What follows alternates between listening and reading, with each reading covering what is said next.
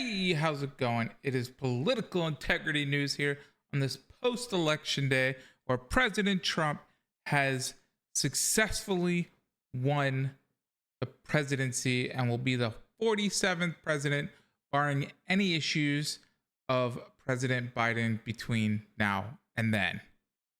Now, in case you didn't hear, Kamala Harris has yet to concede. The apparent conceding speech will come around 4 o'clock, and she is supposed to potentially be calling Trump. Before the speech, you have people in comments of these leftist brainwashing YouTubers that they're touting out, oh, there's still a chance we could do everything in the legal means. Well, guess what?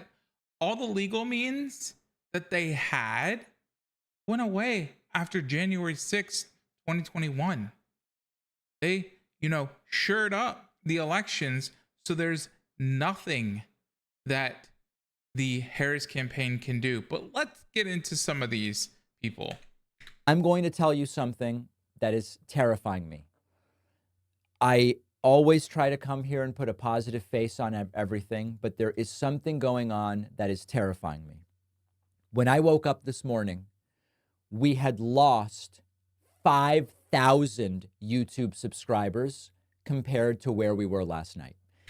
I wonder why. If you come out here and you keep clickbaiting and telling people lies that Trump's not cognizant, lie that Trump doesn't know where he's at in Pennsylvania, referring to people as North Carolina. Well, that's because there was women there from North Carolina. If you tell people, oh, look, for quite a while, Trump was just dancing around to music at one of his rallies. Well, yes, that's because he shut down the rally early, answered a few questions as people were leaving, but as most of the people were leaving, he danced around to keep the energy up, and that's because the venue was hot. There was already 2 people that had some medical emergencies, and he didn't want to keep the people in there causing more medical emergencies. So he answered some questions and danced around to keep the energy up. But they lie to you on all this stuff. And guess what? A lot of Americans didn't buy it because you know what? They feel the inflation. Oh, well, inflation is down. It's the price gouging. Price gouging is not a thing right now that the American people care about. You can tell them price gouging till you're blue in the face, but guess what? People have already suffered from massive amounts of debt. They were having to put groceries on credit cards to survive. When they're doing that, those credit card bills are piling up. There was no plan to help those people except for one person. President Trump said, hey, we got people with credit card debt out there. They got these massive interest rates on these credit cards. And because of inflation, these people had to put a lot on these credit cards and deal with credit. And those interest rates are sky high. So I think, yeah, we're going to put a temporary cap. And he wants to and said he's going to put a lower interest rate that they can't go above temporarily to help the American people out. So yes, the places will still get their money, but they're not going to be able to get a ton of money out of you. And President Trump was the only one that was coming up with policies to help Americans. Oh, well, Harris said that she was going to pay off student loans. Okay. How many Americans have student loans versus how many Americans don't have student loans? And how do you fix the fact that more Americans are going to be looking to get student loans? And how are you going to take care of them when they have those student loans? You're not fixing the problem. And the problem only arose because the government stepped in, and then it became a problem.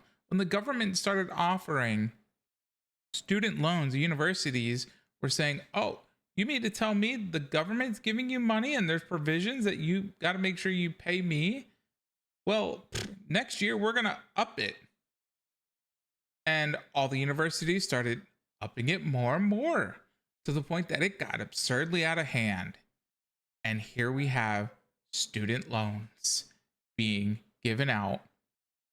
And half the time, not all of them are even finishing. And if they finish, they're not necessarily doing anything with it. Let's hear more.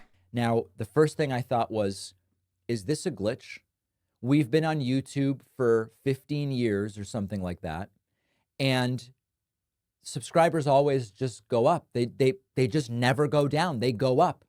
Is something wrong with my channel? Is someone attacking my channel? What's going on? So I started texting. And I texted Brian Tyler Cohen, and I texted Tyler Cohen and Brian Cohen and Brian Tyler, all of them. I texted all of them. I texted Jesse Dollemore. I texted Luke Beasley and Farron Cousins and Sam Cedar. And every single one of our channels since last night is hemorrhaging subscribers. What is it that is going on here? I wonder what's going on. They're all the same type of channel. They're trying, and they have spread misinformation to you in an effort to help Harris and hurt the Trump campaign. Remember, Harris in 2019, going for the 2020 and 2020, during those primaries, she had zero support. She was the first one to drop out of the race, and then was a DE pick from Biden, and Biden said, "Oh, I'm going to be the transitional president." You know who they're blaming now for this loss? Besides some people blaming the bad pick of Tim Walz, saying he didn't really help much. Well, you could have had Josh Shapiro, but apparently picking someone that is Jewish doesn't bode well in their ideology. That to me is insane, but you know, Josh Shapiro could have covered the 19 votes of Pennsylvania, but nope. And Pennsylvania was a critical state. But no, they didn't want Josh Shapiro. So what they gone with? Tim Walz, who even SNL showed looks just like Tim Kaine. And for those of you that don't remember, because very forgettable, Tim Kaine was Hillary Clinton's vice president. Yeah. Most Americans forgot. But all of these people tried to help Harris, and they all had all these same messages. There's joy, there's energy. Well, guess what? Toward the end of the campaign, you've seen videos with her angrily touting out stuff. Oh, he's Hitler. They're Nazis. They're racist, fascists. Getting all angry with it. You heard celebrities, most of them being paid. Cardi B was one of the worst that was paid to show up and support Kamala Harris. But when the teleprompter shut off, oh, I need patience, because she doesn't know what to do. She don't know what to say. The teleprompter's down. She can't speak from the heart in supporting someone because they didn't have the support for her from the get-go. It is much easier to either ramble on, speak from the heart, and say things that truly matter to you if you truly support the person. Yes, they will support some of the ideologies of the Democrats that Kamala Harris will support. But Kamala Harris would have never been any of their picks. She was the DEI pick and hoping to edge out Biden for the win with some other voters. But people don't forget that she claimed to have smoked weed in college in the 80s, listening to Tupac, Biggie, who didn't even have music out at that time. People don't forget that stuff. I know California did not forget the fact that she tried to keep men in prison longer than prison sentences to use them for cheap labor.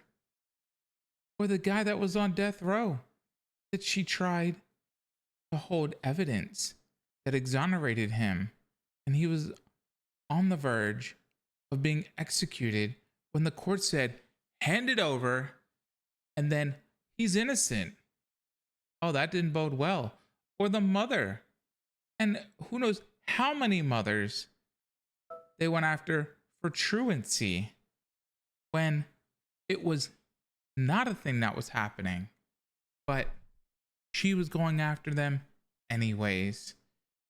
You know, they showed she didn't outperform Biden anywhere. She didn't outperform Biden anywhere, not even in her home state. In fact, Trump came close in a lot of states that people started to worry, why in the heck are some of these states that were heavily blue not so heavily blue this time around? Let's take a look at another channel here. Harry Sisson, you see, in the White House, still claiming that, President Biden is competent and that Trump is not the one that's he's not competent. You see, Joe Rogan flips on Trump, which didn't happen. In fact, Joe Rogan has endorsed Trump. Oh, goes down. Harris puts him in his place. Oh, that backfired. Did it really, Harry? What? Decline on stage? No decline. Oh, Obama didn't hold back. What was that? In Detroit, where he was talking and they had Eminem. Like, I'll still listen to Eminem's music. I'll still, watch movies the celebrities were in, Star Wars with Mark Hamill in it. And, the video games where Mark Hamill voices the Joker, I'll play those. It doesn't bother me. They supported who they were paid to support. It was an endorsement, a paid endorsement. Now, I do think laws need to be changed. Laws definitely need to be changed on endorsements, because if you're telling me with my tech channel that if I get money or I get products with money sent to me, I have to say this is a paid advertisement. I was paid for this to show something off, even if it is my own opinion and they only gave me the specs. I still have to put that in there. But if you have some channel like Call Me Daddy or the Joe Rogan Experience or any of them, it doesn't matter. They could lean right, they could lean left. They support a candidate, but they're paid to support the candidate on Instagram, Facebook, X, Truth Social, whatever, doesn't matter. They don't have to put that in there. That, to me, should be illegal. They should have to put that down so you, the voter, know that you're King LeBron James, that he was paid to support Kamala Harris, if it was such a thing, which, could have been, but that he was paid to support her should be at the bottom of the tweet and not in the littlest of font either. It should be the same size font and it should be easily visible to say that it is a paid endorsement. But look, 2 weeks ago, 3 weeks ago, Harry Sisson has been MIA. MIA.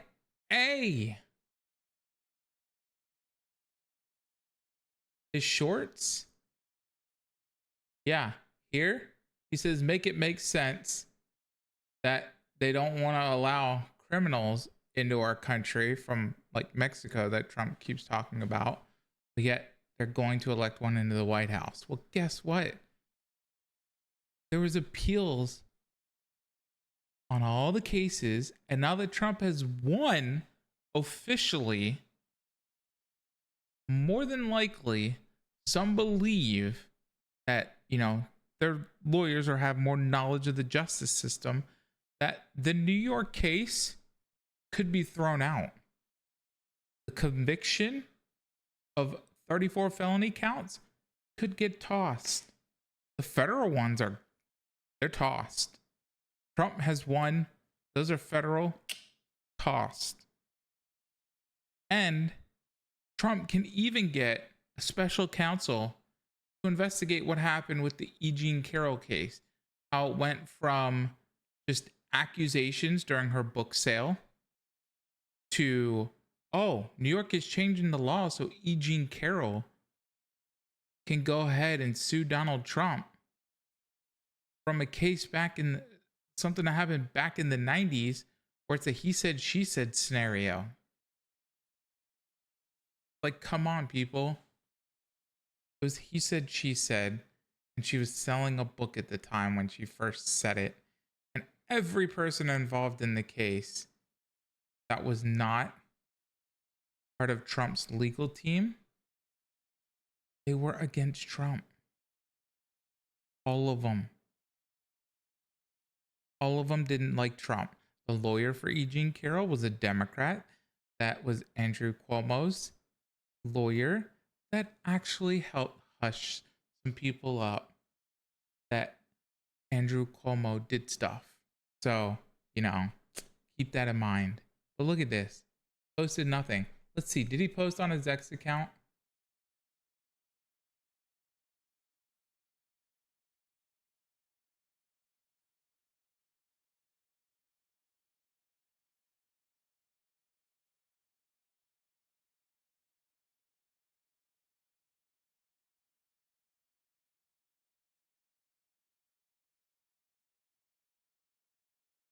Parodies.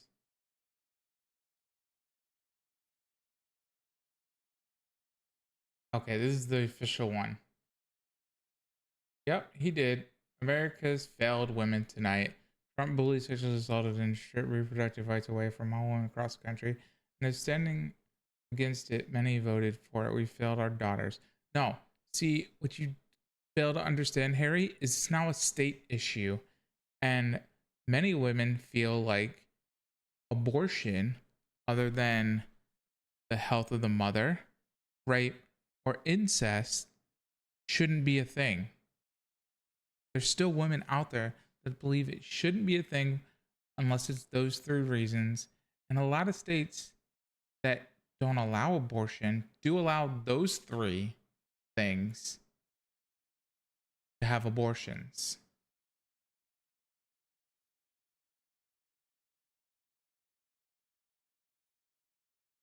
Democrats are accepting the results of the election and not crying fraud and cheating. Democrats won't storm the Capitol. Just pay attention to the difference today. Well, I paid attention that to congratulate on my winning the election. Oh, so Harry Sisson says 48 minutes ago that Harris called Trump. She didn't cry fraud.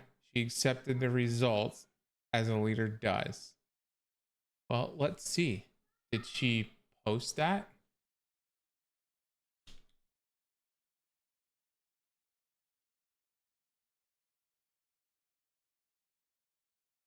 "19 hours. Stay in line. Stay in line. Stay in line. 20 hours. Love Gen Z. Yeah. Picking up the call and laughing as she always does. Yep. They say she's going to talk at 4, but nothing posted here to confirm. Maybe Harry went silent because he's with the campaign and was going to have breaking videos on the fact that they were banking on her winning, which didn't happen. And the funny thing is, there have been a couple people on Reddit that have said, wait, well, maybe they did steal the 2020 election. Because how does Trump win 2016 and then wins 2024 even easier than 2016? He won the popular vote this time. So he got both the popular vote and the Electoral College. And everyone said, oh, the betting odds, poly market, don't believe them. Yeah, okay. The betting odds were to be believed because people were putting their money in them. Yeah, these are real. No, he's not sane. Well, guess what? He won. He won. And candidate lost there, Harry. One lost and dropped out even earlier, and the other one just lost. So it was a pretty good day for democracy, considering your candidate didn't get a single vote in the primary. Not in the 2020 primaries, and not in the 2024 primaries. She was selected. And guess what? Because she was selected, many actual journalists are saying that her selection had been the reason why they lost. Had they had a primary, she probably would have actually not been the candidate, and maybe somebody else would have ended up beating Trump. So have a good day, y'all, and I'll talk to you on the next one.